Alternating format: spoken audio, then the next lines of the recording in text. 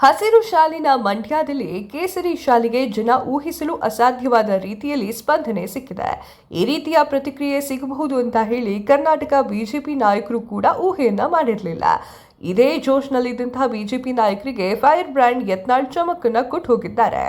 ಹೌದು, ವಿಜಯಪುರ ಬಿಜೆಪಿಯ ಉಚ್ಚಾಟಿತ ಶಾಸಕ ಬಸನಗೌಡ ಪಾಟೀಲ್ ಯತ್ನಾಳ್ ಅವರನ್ನ ಪ್ರೀತಿಯಿಂದ ಹಾಗೂ ಭರ್ಜರಿಯಿಂದ ಮದ್ದೂರಿನ ಜನ ಸ್ವಾಗತ ಮಾಡಿದ್ದಾರೆ.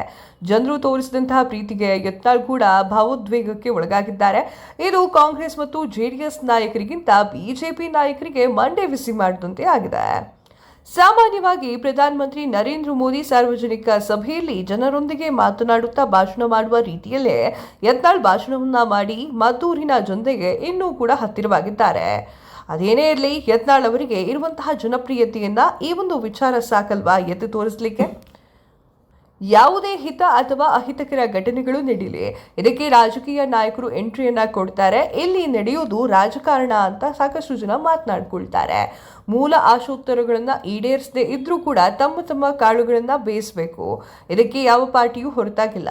ಇದಕ್ಕೆ ಜನರು ಹೊಂದಿಕೊಂಡು ಹೋಗಿದ್ದಾರೆ. ಆದರೆ ಮಂಡ್ಯ ಜಿಲ್ಲೆ ಮದ್ದೂರಿನ ಜನತೆ ಬಿಜೆಪಿ ನಾಯಕರಿಗೆ ತೋರಿದಂತಹ ಸ್ವಾಗತ ಅದು ಹಿಂದೂ ಸಮುದಾಯದ ಆಕ್ರೋಶದ ಕನ್ನಡಿಯಾಗಿದೆ. ಯಾಕೆಂದ್ರೆ ಬಿಜೆಪಿಗೆ ಹೆಚ್ಚಿನ ನೆಲೆಯೇ ಇಲ್ಲದ ಜಾಗದಲ್ಲಿ ಬಿಜೆಪಿ ನಾಯಕರು ಅಕ್ಷರಶಃ ಶಕ್ತಿ ಪ್ರದರ್ಶನ ಮಾಡಿದ್ರು ಅಂದ್ರೆ ಅದು ರಾಜಕೀಯ ಪ್ರೇರೇಪಿತ ಎನ್ನುವುದಕ್ಕಿಂತ ಜನಾಕ್ರೋಶ ಸರಿಯಾದ ಪದವಾಗಿರಬಹುದು. ಮದ್ದೂರಿನಲ್ಲಿ ಗಣೇಶನ ವಿಸರ್ಜನೆಯ ವೇಳೆ ರಾಜ್ಯ ಬಿಜೆಪಿಯ ಪ್ರಮುಖ ನಾಯಕರು ಭಾಗವಹಿಸಿದ್ರು. ವಿಜೇಂದ್ರ, ಅಶೋಕ್, ಸಿಟಿ ರವಿ, ಡಾಕ್ಟರ್ ಅಶ್ವಥ್ ನಾರಾಯಣ್ ಮುಂತಾದ ನಾಯಕರನ್ನ ಮದ್ದೂರಿನ ಜನತೆ ಹೆಗಲ ಮೇಲೆ ಹೊತ್ತು ಮೆರವಣಿಗೆಯನ್ನ ಮಾಡಿತ್ತು. ವೀರಾವೇಶದ ಭಾಷಣಕ್ಕಾಗಿ ಸಿಟಿ ರವಿ ಮೇಲೆ ಎಫ್ಐಆರ್ ಕೂಡ ದಾಖಲೆ ಆಯಿತು. ಒಟ್ಟಾರೆಯಾಗಿ ಮದ್ದೂರಿನಲ್ಲಿ ಸಿಕ್ಕ ರೆಸ್ಪಾನ್ಸ್ನಿಂದ ಸಂತೃಪ್ತರಾಗಿ ಮನೆಯಲ್ಲಿ ಆರಾಮಾಗಿ ವಿಶ್ರಾಂತಿಯನ್ನು ತೆಗೆದುಕೊಂಡ್ರೆ ಬಿಜೆಪಿಯ ಉಚ್ಚಾಟಿತ ಹಿಂದೂ ಹುಲಿ ಬಸನಗೌಡ ಪಾಟೀಲ್ ಯತ್ನಾಳ್ ಇವರೆಲ್ಲರಿಗೂ ಕೂಡ ಚೆಕ್ ಮೇಟ್ ಅನ್ನ ಮಾಡಿ ಹೋಗಿದ್ದಾರೆ. ಹೌದು, ಬಿಜೆಪಿ ನಾಯಕರಿಗೆ ಏನು ರೆಸ್ಪಾನ್ಸ್ ಸಿಕ್ಕಿತ್ತೋ ಅದಕ್ಕೂ ಮೀರಿದಂತೆ ಬಸನಗೌಡ ಪಾಟೀಲ್ ಯತ್ನಾಳ್ ಅವರನ್ನ ಮದ್ದೂರು ಸ್ವಾಗತ ಮಾಡಿತ್ತು. ರಾಷ್ಟ್ರೀಯ ಹೆದ್ದಾರಿಯಿಂದಲೇ ನೂರಾರು ವಾಹನಗಳಲ್ಲಿ ಬಂದಂತಹ ಜನರು ಯತ್ನಾಳ್ ಅವರನ್ನ ಸ್ವಾಗತ ಮಾಡಿದ್ರು. ನಾನೇ ಬೇರೆ, ನನ್ನ ಸ್ಟೈಲೇ ಬೇರೆ ಅಂತ ಹೇಳುವ ರೀತಿಯಲ್ಲಿ ಮದ್ದೂರಿಗೆ ಯತ್ನಾಳ್ ಅವರು ಎಂಟ್ರಿಯನ್ನ ಕೊಟ್ಟಿದ್ದಾರೆ. ಜನರು ತೋರಿಸಿದಂತಹ ಪ್ರೀತಿಯಿಂದ ಯತ್ನಾಳ್ ತುಂಬಾನೇ ಖುಷಿಯಾಗಿದ್ದಾರೆ. ಕೋಮು ಸೌಹಾರ್ದತೆಯ ಹಿನ್ನೆಲೆಯಲ್ಲಿ ಅವರ ಮೇಲೂ ಕೂಡ ಎಫ್ಐಆರ್ ದಾಖಲೆಯಾಗಿದೆ. ಬಸನಗೌಡ ಪಾಟೀಲ್ ಯತ್ನಾಳ್ ಭಾಷಣದ ವೇಳೆ ಜನರು ಅವರ ಮಾತಿಗೂ ಧ್ವನಿಗೂಡಿಸಿದ್ದು, ಹೌದು ಸರ್, ಹಿಂದೂ ಹುಲಿ ಎನ್ನುವಂತಹ ಹಿನ್ನೆಲೆಯನ್ನ ನೀಡಿದ್ದಾರೆ. ಜನರ ಪ್ರತಿಕ್ರಿಯೆಯಿಂದ ಖುಷಿಯಾಗಿದ್ದಾರೆ ಯತ್ನಾಳ್. ಸಿದ್ದರಾಮಯ್ಯ ಸರ್ಕಾರದ ವಿರುದ್ಧ ಕಿಡಿಕಾರಿದ್ದಾರೆ. ಹಿಂದೂಗಳಿಗೆ ಧ್ವನಿಯಾಗಿ ಪ್ರತ್ಯೇಕ ಪಕ್ಷವನ್ನ ಕಟ್ಟುವುದಾಗಿ ಘೋಷಣೆಯನ್ನ ಕೂಡ ಮಾಡಿದ್ದಾರೆ. ಅದರ ಚಿಹ್ನೆ ಜೆಸಿಬಿ ಅಥವಾ ಬುಲ್ಡೋಜರ್ ಹೇಳ್ತೀವಲ್ಲ, ಅದೇ ಆಗುತ್ತೆ ಅಂತ ಹೇಳ್ತಿದ್ದಾರೆ.